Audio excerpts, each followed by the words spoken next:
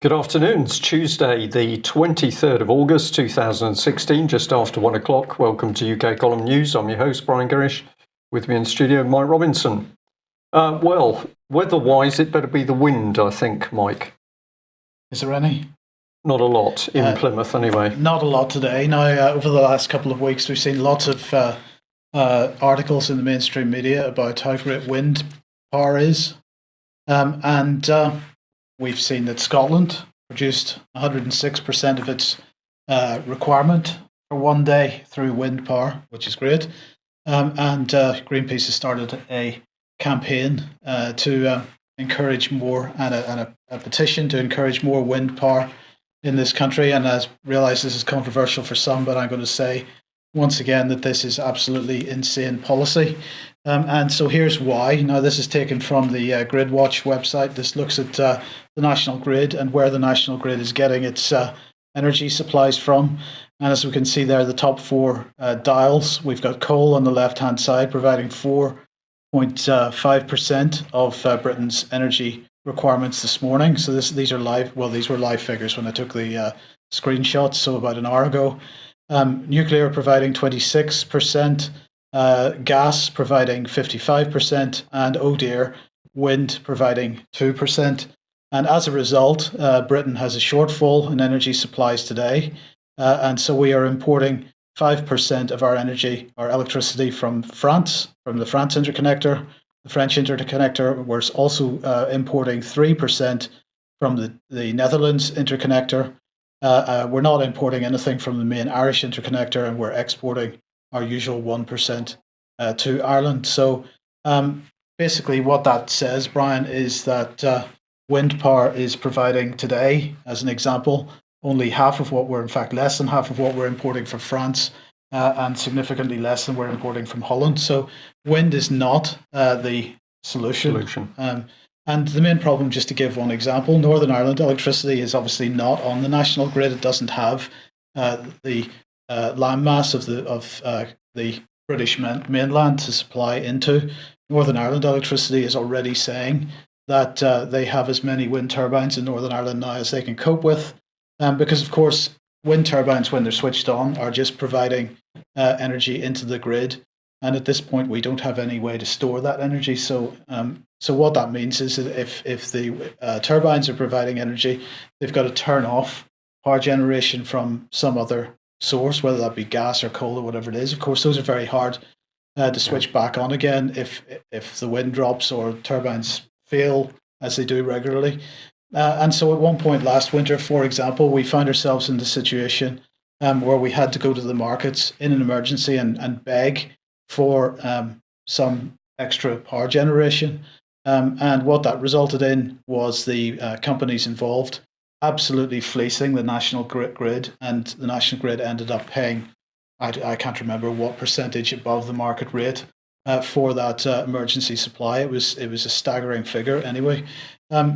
We are in the process of seeing another interconnect from the continent being built to deliver further imports into this country, because we are no longer independent as regards to power generation, and this has mainly happened as a result of the switch off, the continuing switch off of coal-fired power stations, based on the some would say nonsense that carbon dioxide is a problem, and so this is where we're at.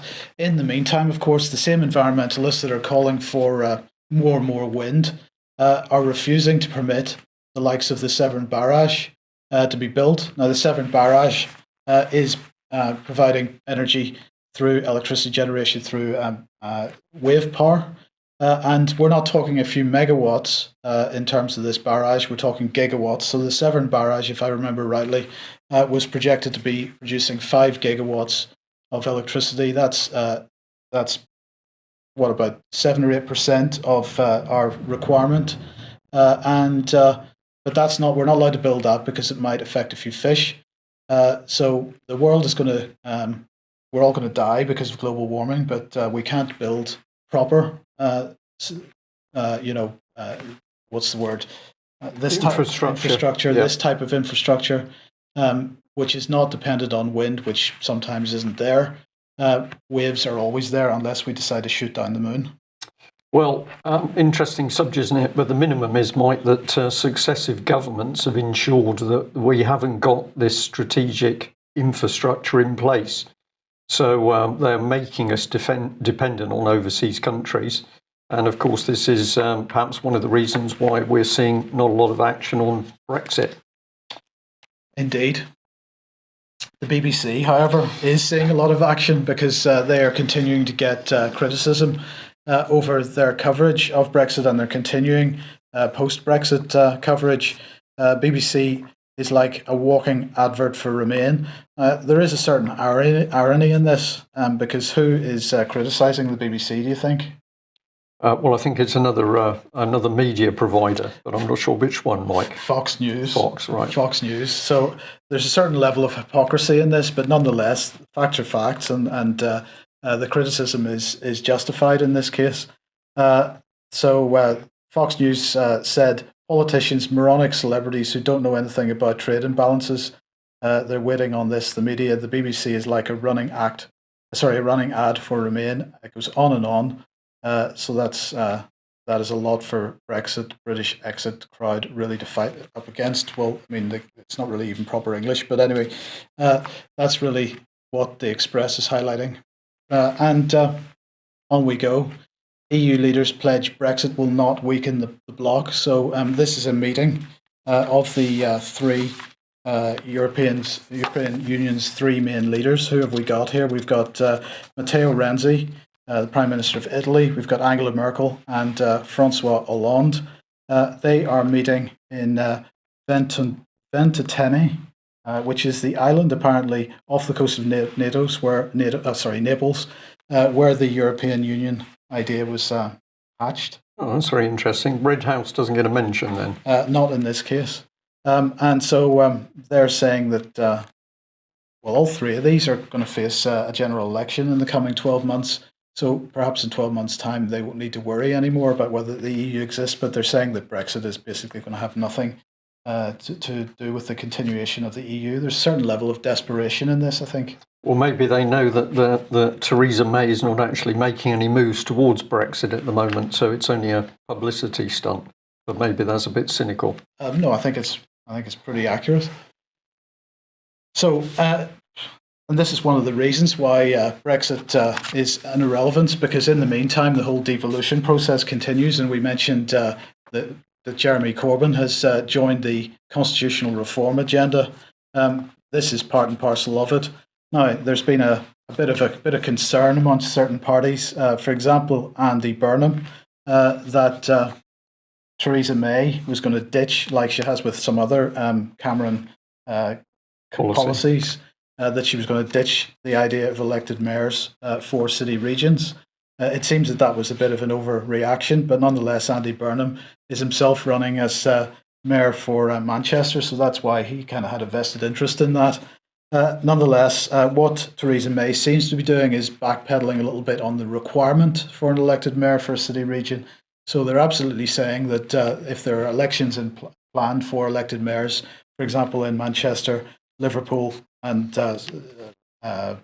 West Midlands, was it Leeds and okay, where's north of Leeds? Begins with S. Sorry, We've done Sheffield. I'm now going to be revealing my geography live on air, Mike, which is Sheffield tricky. is what I was looking for. So anyway, these elected mayors are going to be elected as per the plan, but perhaps they're going to be backpedaling on what happens in the future. Seems to me that there's a concern that people are beginning to suss this out, Mike. So what do? You slow the process down. The salami slicing has been coming in a bit quickly, so you continue cutting the sausage, but you drifted in a bit slower. That's what I think's happening here. I should also mention that Sheffield, of course, is south of Leeds, not north of Leeds. Okay. Maybe that's what we're going to be told off severely about this. We already have been. Right, okay. Constitution Unit. Now, this is an interesting website. This is part of the University of London, and they publish regularly on constitutional reform issues, and they've been speaking about the EU referendum and what happened over that whole campaign, and particularly with regards to fact checking. Now, we have a particular interest in this because, of course, we have come up against one of the organisations that's mentioned in this little article in the past. We'll come on to that in a second. So what they're saying is here that there's a claim, and that the claim is that despite the referendum on EU membership being the most fact-checked referendum of all time, many voters were badly misinformed. And the verdict that they have decided on is that is true. They say it's extremely unlikely any other referendum has ever been as extensively fact-checked as this one. Sadly, misinformation was rampant, even as voters went to the polls. No one is certain how to make fact-checking more effective, but there are many ideas which merit further research. They go on to say that fact-checking was a prominent feature of the EU referendum. Indeed, this is likely the most fact-checked referendum to date. And they say that it looks that this article that they've got here looks at the extent and nature of fact-checking in the UK and asks whether anything could have been done to increase its impact. Well, I would have thought that one of the things that could have been done to increase its impact was that the media would actually report some facts as opposed to a load of nonsense. They highlight 4 organisations that were doing the fact-checking. The top of the list was Full Fact. Oh, right. That's where reassured me, Mike. Yes, and they apparently checked 212 facts. BBC Reality Check. Oh, okay. Even better, they checked 207 facts. The Conversation UK checked 18 facts, and Channel 4's fact checked 17 facts. But they finish off by saying that fact-checking must be embraced. Although the fact-checkers were unable to overcome rampant misinformation during the referendum campaign, we will never know how much worse public understanding would have been without the 454 fact-checks that did circulate. The rigorous and independent fact-checking movement is still young in this country, but it has made a positive mark on UK politics and should be welcomed into the mainstream. We hope that some of the suggestions above and any future research in this area may help to this end. Well, okay, so that we've now got a few little fact-checking organisations, Full Fact being one of them. Independent, that's the important thing, Mike. We'll come on to that in a second. Well, the BBC isn't so independent, but anyway, the point here is it not, Brian, that this article is suggesting that these types of organisations should be welcomed into the mainstream in order to encourage MPs, media to tell the truth. Yeah, that's... But the problem is, if we invest in one of these organisations to do that for us, then we're putting our trust in an organisation that we can't necessarily trust. And we can't trust them, Mike. We absolutely know we can't trust them, and maybe this is a good example coming up. And this is a good example of how we can't trust them. So this was our sort of interface with Full Fact, where we had published an article which they basically rubbished. This was to do with Roger Hayes going to prison. We reported accurately what had taken place in the court. The court and Full Fact came back and said, well, this is not true. This and this happened. And when I called them and said, well, were you present in the courtroom? They said no, but we know what happened. Yes. So, and of course, we all we need to do is look at who funds these organisations. That's the key thing, isn't it? Interestingly enough, Full Fact was one of the organisations that was called to give evidence at the Leveson inquiry, and they were absolutely within the cabal that was pushing for regulation of the press. Yeah. So, which brings us nicely to Common Purpose. Well, it does. Now, of course, Common Purpose, we have been highlighting this week, or you've been highlighting this week, has moved its focus from the UK to global. And this is the latest Common Purpose course. It only cost 10,000 Singapore dollars to join this course. This is ASEAN Leaders. This ASEAN Leaders Programme is an annual 2-part leadership development programme that seeks to bring together senior leaders from 10 ASEAN countries, from all sectors and walks of life, onto a common platform where they'll work together to address a carefully selected challenge relevant to the region. And of course, the carefully selected challenge is what makes a city smart. So again, we're back onto the city's agenda. Yeah. And Common Purpose absolutely driving the city's agenda, not only in this country, but globally. And of course, we've got to remember that they're not only running these types of courses, which are aimed at business people, but they're mainly getting involved in universities on a global basis, including in China, Southeast Asia as a whole, the United States, Canada. Yeah. So young people with a diversity agenda, which is forget your nation states. You're all part of a global. You're all part of a global economy. Yes. And of course, common purpose. We can also just reiterate that it's common purpose attempted to control the press. And now it will be the common purpose supported fact-checking organisations that we should trust. And shortly we're going to have a look in depth at what the BBC is up to. Complete change of subject. Sky News here reporting the situation over arms sales to Saudi Arabia. Oxfam absolutely hitting out against this now. They're saying that the government is in denial and disarray over the sale of arms to Saudi Arabia. I think that's a bit kind to the government. They're not in denial at all. They know exactly what they're doing. Penny Lawrence, who's the Deputy Chief Executive of Oxfam GB, is saying that UK arms and military support are fueling a brutal war in Yemen, harming the very people the arms trade treaty is designed to protect. Schools, hospitals and homes have been bombed in contravention of the rules of war. The UK government is in denial and disarray over its arms sales to the Saudi-led coalition.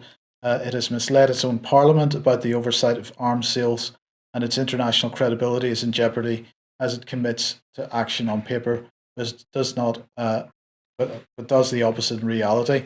Well, this is quite interesting because the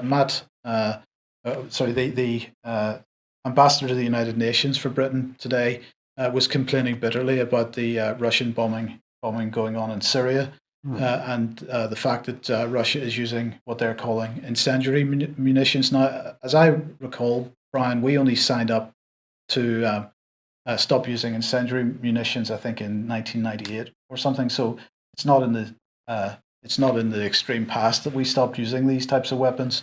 But in the meantime, Saudi Arabia is using cluster bombs, which were purchased originally from the United Kingdom.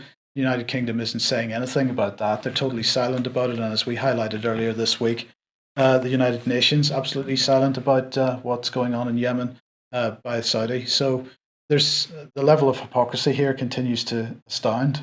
Well, as I demonstrated yesterday, if you want to look at a country which is utterly corrupt, both in a monetary sense and a moral sense, then have a look at the UK. And it doesn't matter, of course, whether the government's Labour or Conservative, the same utter hypocrisy.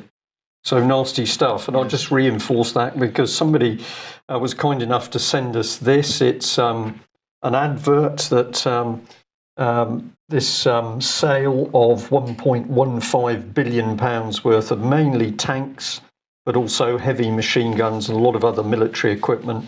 This is the US deal, which is going to go through for the Saudis.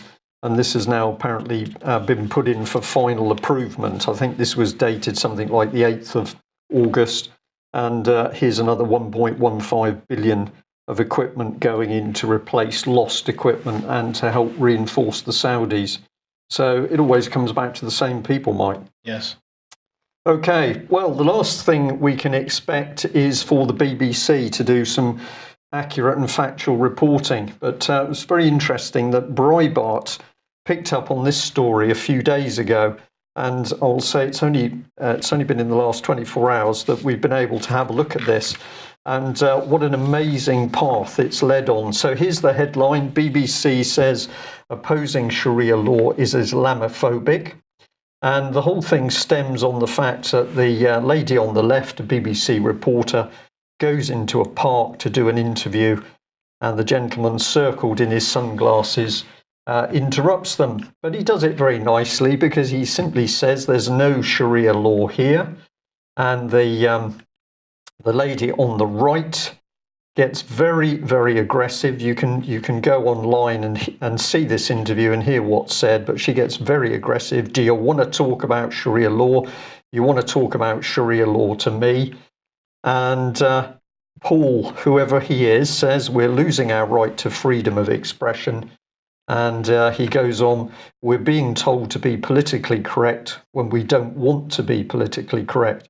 And this was stated in a very calm manner. But the BBC reporter has picked up on this and has made it into a major event. Well, if you have a look at her Twitter page, here she is. It's Catrin Nye, and she says, "A man interrupts an interview I'm doing about Islamophobia with Islamophobia. My new story on rising Twitter abuse." Now, this is a very interesting little comment here, because as we're going to see, there's something very big and very deep behind all of the work this woman is doing. And we've got really some questions to ask about what the BBC is up to. So let's follow it through. This is the sort of thing on her Twitter page. And these are clips of the video of the interview that she's doing in the park. So this clip, which I've just chosen in order to show you Paul, here he is. He's sat on the grass, possibly on a seat. He's very calm. And what he says is perfectly reasonable. He's just challenging people's right to freedom of speech. So if we have a look at a few questions we might ask, one of them is, was this incident real? Now, you picked up on this, Mike, because you say, was this just a coincidence that they're in a park and this man interrupts? Or was this actually a staged interruption in order to get a result? BBC wouldn't do that, would they? I think they would, but we don't know. If it's staged, he doesn't say anything offensive. So we say, if you're going to stage something, wouldn't it have been better to have had him a little bit more outrageous, because he was remarkably calm? But by labelling the interjection Islamophobic, Catrin Nye is clearly bigging up her own documentary into Islamophobia. So there's something going on here. And then the BBC documentary itself is then used to big up Catrin herself on her own Twitter page. So you're not sure whether that Twitter page is really the BBC at work or Catrin.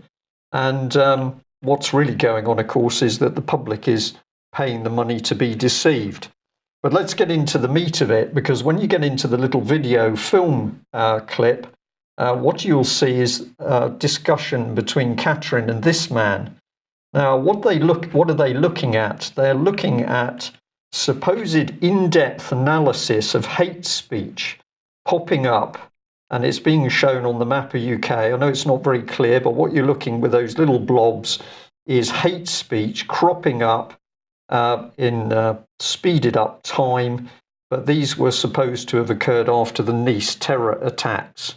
So you say, well, this is very interesting, because we've got somebody who's got some real in-depth analysis of what's going on in the social media network coming up in some detailed analysis. Well, who is this person? Before we get there, let's have a look at Catrin herself, because basically she boasts that she's a very experienced BBC reporter and documentary maker. She got involved with looking at Oldham schools, both sides of the divide that were going to come together. She also had a look into the EDL. That's a particularly interesting one. She did this one, which was looking at backstreet exorcists, and she claims that, yes, she's pretty knowledgeable on religion as well. That would be Muslim? This is Muslim exorcisms and the jinn. So she's into some pretty interesting stuff. Glasgow's destitute asylum seekers. Now, presumably they're in Nicola Sturgeon's constituency, but I don't know whether Nicola Sturgeon gets a mention. We've got a road trip to war. So this woman's apparently gone with aid convoys into Syria, Mike. I don't know what Vanessa Beeley would have to say. She's been into she couldn't get into the immigration centres, so she talked to people on the telephone for 3 months to find out what the truth was. She's been into Syria again, July 2014, and she's also been reporting on the terror in Paris. Well, we kept digging, and then we found this, that she's also involved with UNICEF. So now we've got connections between Syria and the children. And where does that take us? Well, it takes us through to this. So if we look at the UNICEF organisation, it's called UNICEF's Next Generation. We've got some sort of social entrepreneurs, a lady called Deco. I'm not sure of her key skills, but there we are. Here's Catrin herself. We can rest assured because we've got a representative from Nestle here, known for their good works. We've got another representative from Barclays International Bank, so he's going to be looking after people properly. And then in pops this gentleman, and this is the one, of course, you recognise, Mike, Jamie Bartlett, and he happens to be co-founder of the Centre for Analysis of Social Media. And I thought to myself, well, could this be the very same man that's in the video? And I'm going to say I'm pretty sure it is. So now we've got a clue for where the data came to do with all these supposed clusters of hate speech coming out. It got quite detailed. This is another screenshot where they're showing peaks of hate speech, all reliably analysed, it would appear, by Jamie Bartlett. So where does that take us? Well, let's have a look at it in a slightly simplistic way. We've got Catrin Nye, who's with UNICEF. She's got links to Jamie Bartlett, who's also connected with UNICEF. But what we're interested in is that Jamie Bartlett is fully embedded in Demos, which is a Marxist think tank. It was originally Marxist. It's still Marxist, in my opinion. And this man is in the middle of it, analysing social media. And this is the next bit of the trail, because Demos has been working hand in glove with Facebook to look in detail at this social media. So we've got something very nice developing here. Nice or nasty, depending on how you want to look at it. It's certainly nice and incestuous. It's incestuous, but the BBC linked through to Demos, helped spawn Common Purpose, of course, and now we're into Facebook and social media. So what were they up to? Well, this is what they were doing, because Demos was working on counter speech. And they were basically saying that counter speech is a common crowdsourced response to extremism or hateful content. Extreme posts are often met with disagreement, derision, and counter campaigns. So what they're picking up on is that where so-called hate speech has come out, basically the public then reacts against it in what they call counter speech. So if we just expand a bit of this here, we can now see that because of its belief in the power of counter speech and the growing interest in a more rigorous and evidence-led approach to understand it, Facebook commissioned Demos to undertake a series of research reports. And hey presto, in October 2015, Demos published a report supported by Facebook. Now, who are they targeting? Right-wing extremists. But there's no definition, Mike, of who's a right-wing extremist. So it just appears that Facebook and Demos decided who they thought were A, right-wing, and B, extremist. And then this whole operation was targeted against those people. So this is what they produced. Here's the document, the report. It's counter speech, examining content that challenges extremism online. There's no mistaking who's put this together, because Facebook and Demos people were put together in a team. So this is an expensive little operation, Mike, I would suggest. And this is the introduction. And here we get some idea of the scale of it, because Facebook is saying it serves almost 1.5 billion people. So this data was then analysed in order for Facebook and Demos to identify those nasty right-wing people, whoever they are, and they're then looking at how they can use comment from other members of the public to counter that so-called hate speech. So here we are, we've got Demos report, BBC is behind it, of course, and Facebook, and these are the people working to control and censor social media. I'm going to say today that this is pretty dangerous stuff here, because the BBC's reporting as if it's factual and independent. What's going on, of course, is the opposite. So if we just come back for completeness to the Breitbart report, what did Breitbart have to say? And I do encourage people to go and read their original article. This was the journalist, Raheem Kassam, and he said this. On her Twitter account, Miss Harris, that's lady top right, admits to having, quote, lost it with Paul in the park, adding, he was irritating me big time. But the BBC did not headline its coverage, Muslim activist loses it with irritating man, instead aiming to stoke the fires of Islamophobia in Britain with their false headline, BBC Islamophobia discussion interrupted by Islamophobia. So there's truth in the Breitbart report, but of course when we've looked into it in more detail, we see that something far bigger and dirtier is going on with the BBC. And we just end by saying, let's remind ourselves of Goldman Sachs banker Peter Sutherland. This is the man, of course, who was busy saying we need more immigration and we need more migration of people in Europe to break down national identities and national states. He was recently picked up at the Bilderberg conference here by Luke Rudowski.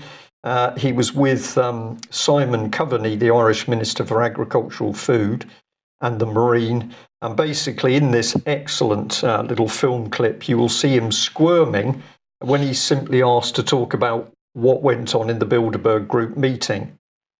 So basically, what are these people up to? Well, we did it this way. We said, why immigration? Because it's to change the culture and views and political values of Britain and indeed other countries. It attacks national identity. It divides communities, and that allows divide and rule. It's helping the EU superstate. It's undermining national security. It's ramping up fear. This is what the BBC's up to. And it's encouraging the population to spy on each other. So we've got terrorism and an increasingly chaotic social and community situation. We've got armed police coming in, and we've got cultural Marxism, that's the common purpose. And we've got now an even deeper attack on free speech. And here's Theresa May, of course, our very own Prime Minister. But we don't get any BBC reporting on this subject. We're in safe hands, apparently, Mike. Absolutely. Absolutely. Another subject, pensions. The FT today has published what they're describing as the first article of a series, and they're describing it as a creeping social and political crisis. And that, of course, is pensions. Now, this is a subject we've been talking about for a couple of years. And what the FT says here is the 400,000 savers and members of this, they're talking about the United States here at the beginning, at least, what the 400,000 savers and members of the Central States Pension Fund set up in 1955 to provide for truckers in their retirement received a letter in May from their board of directors and trustees with an unusual apology. It regretted to inform them that the fund would not, after all, be cutting their benefits because the US Treasury had blocked the plan to do so. Central States wanted to cut benefits because it feared that it would go bust, as the assets of nearly $18 billion cannot cover the benefits worth more than $32 billion that it is promised to pay out. The plan to cut pensions now was part of a rescue package intended to avert total disaster later, but the idea came under attack in Congress and from unions. So what the FT is highlighting here is the fact that pension funds are increasingly in a dire situation, that they have obligations which they cannot meet. And frankly, the British Home Store story and the ire that's being headed towards Sir Philip Green over the fact that he took money from that. Every company on this in the Western world has been taking money from pension pots, and the pension pots are basically left unfunded. And if those, so basically stealing from Peter to pay Paul, handing that money to stockholders. In the meantime, the private pension funds that are out there are suffering because bond yields, which is one of the major financial instruments that they invest in, those bond yields are all at all-time lows, so they're not getting the returns that they need. So let's see what Baroness Altman had to say about this. She said, the emergency to pension schemes has been caused by quantitative easing. That may well be the case, but the fact of the matter is that this situation has been building for 20 or 30 years. This is not something that has suddenly sprung out of the sky as a result of quantitative easing. It may have been made worse by quantitative easing, but this is not the central core of the problem. Pension liabilities are growing faster than assets. That's another thing that the FT article highlights. And of course, what they're saying is that there are too many old people in the world, too many old people in Britain, not enough young people. Of course, we need to drive immigration to solve that problem, Brian. Well, that's going to help it a lot, Mike, as we're seeing by the poverty that's unfolding now as a result of the fact that we can't cope with what's going on. Absolutely. And I just want to highlight, to end this section, of course, it's not just private pension funds. It's not just private corporations that are sort of up to their necks in it, shall we say. This is the UK's outstanding debt. And the largest item on that pie chart is state pensions, British state pensions. So this is the public pension scheme and the public sector pension scheme. £5 trillion black hole in the obligations that are owed. So this is all dependent whether these pensions get paid out once we reach the age of 65, 70 or 80. By the time we get to that, the time I get to that age, it's very unlikely I'll be able to retire at 65. Probably more likely to be about 80 by the time I get to that stage. There is no money in the state pension pot, so it's governments as well that are leaving shortfalls in pensions. And of course, who is it that's suffering from this? Older people that have been paying into the tax system for decades, and these are the same older people that are currently on their way to being systematically exterminated through the health system. Yeah. Well, we started with hot air, Mike, and of course that's exactly what the government has been doing over this subject, is a load of hot air and no truth, and now it's coming home to roost with a vengeance. Yeah. Well, that brings us to the end of today's news. I'll just say, for those of you that know him, a gentleman called Graeme Duckworth, who's been fighting very hard for the truth to come out about his brother, who was found dead by a railway line. Graeme has been consistently harassed and brutalised by the police, and particularly British Transport Police. He underwent a court case a couple of days ago. We learnt yesterday that he's currently inside Cardiff prison, and it appears that there are going to be attempts to section him, or at least to assess his mental health. What is his crime? He simply refused to accept what the British Transport Police and the police, and indeed a coroner, has said about the death of his brother. Evidence that UK column has looked at certainly says we can't see any truth in the official story about how this man died. So if anybody has the capacity and would like to write to Graeme, I can imagine at the moment that he needs some friends. He needs people to look out for him. I will make the details of the prison address, his prison number, available. But this is a man who's been fighting extremely hard against the massive fraud and corruption through the courts and the police. There are quite a number of parallels, not in the initial problem, but in the way that he's been treated to Melanie Shaw. Well, it is the same thing. Once Graeme had evidence that what he and the public were being told by the coroner was not true, and he started to speak out, the harassment started by principally the British Transport Police, but also police forces in a number of locations. And then, of course, he's hounded false accusations. He's put into a court system. But the underlying comment is, because you don't agree with what the state says, you must be mentally ill.